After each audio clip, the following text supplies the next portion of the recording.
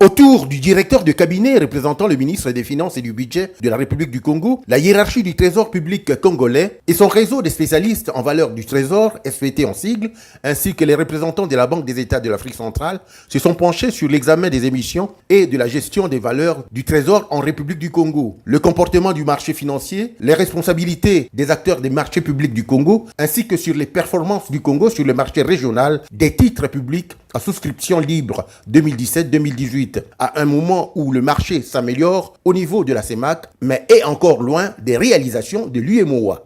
N'empêche qu'ils ont relevé des bonnes perspectives pour le marché des titres publics. Depuis son entrée en 2017 sur le marché des titres à souscription libre, et malgré la conjoncture économique morose, le Trésor congolais réalise de bonnes performances, ce dont je l'en félicite au passage.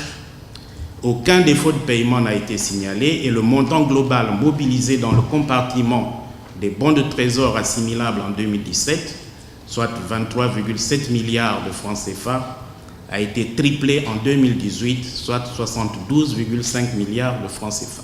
En somme, les émissions et la gestion des titres publics à souscription libre en 2018 ont permis de renforcer la position du Trésor sur le marché sous-régional en dépit d'un environnement économique et financier très défavorable.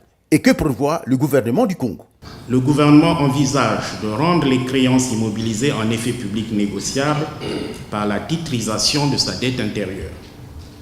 Par ailleurs, la négociation en cours d'un accord avec le Fonds monétaire international intègre parmi les priorités l'apurement de la dette intérieure. Les bons signes que vous donnez dans la souscription des bons du Trésor du Congo depuis le début de cette année 2019 nous rassurent. En effet, de janvier à ce jour, les réalisations ont dépassé celles de toute l'année 2017. Que ceux qui hésitaient encore prennent donc en marche ce train de la confiance.